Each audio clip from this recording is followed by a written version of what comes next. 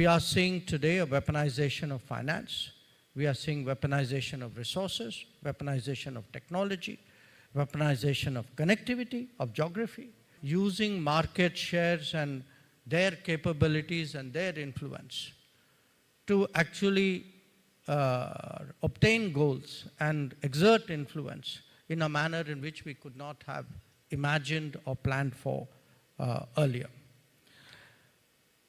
Not just that, the world itself in many ways, the metrics by which we measure the world, they have started changing.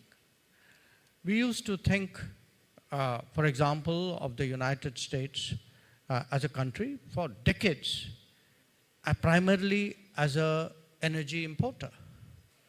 Now the United States has actually become one of the world's largest energy exporter, and it has obviously very major policy consequences.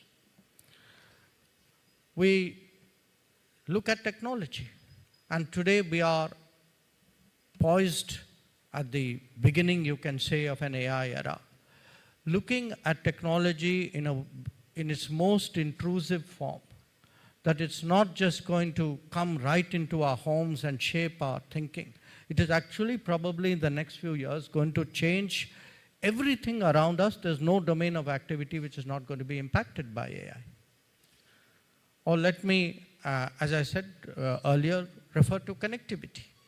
That the world is being reshaped by a new world which, whether we like it or not, is prepared to take greater risks. A world which is far more uncertain, a world which itself, I think for many countries, we would certainly, I think for India and Suriname, we would like to see it more inclusive. We would like to see sustainable growth. We would like to enjoy more respect in international politics. And in many cases, I would say, countries would say, we would like to have more influence.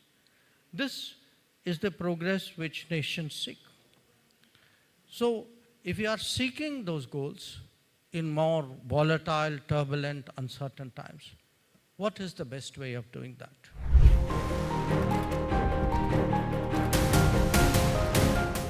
So today, which countries make good partners, and what should they do really to strengthen their credentials and really send that message of partnership?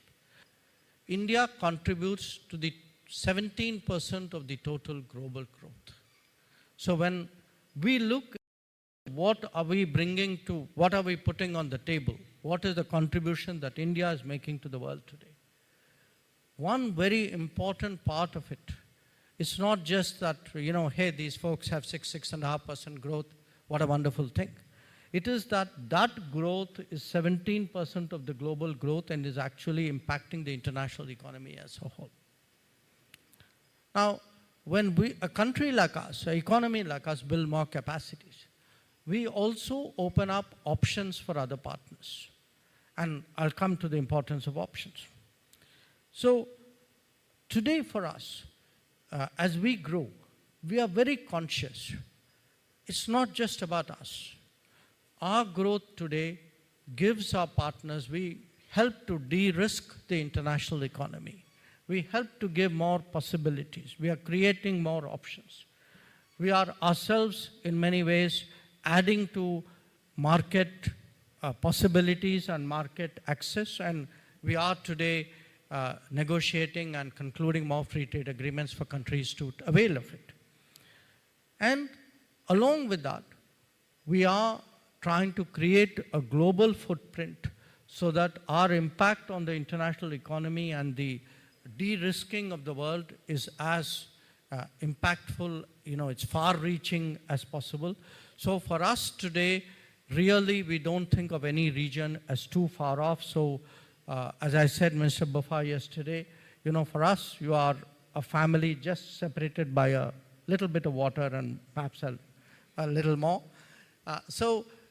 And India will, during its growth, not only make its presence felt in different parts of the world, but contribute to different regions in that process. Now, How do you contribute? Are sharing best practices, sharing experiences, in some cases even doing that in a very concrete manner through a project.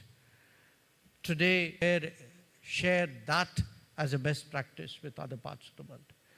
That we pride ourselves today as a society which has actually been extremely enthusiastic in its embrace of the advantages of digital technology, to a point where, when it comes to the most basic of human activities, which is to buy and sell something, most Indians today don't carry a wallet. We carry a phone instead. Just last month, we recorded 22 billion cashless transactions, which is the highest in the world, which is about, I think, probably 4 or 5 times of what the United States does in a year. Or I give you a different example. We have all homes electrified. We have piped water into all homes. But we have created an industry with that capacity which can do that. Already had in the past water projects. But today our own industry in that domain has grown to a point where we can think of something far more ambitious. And in fact, there are renewables itself. India's shift to renewables in the last decade.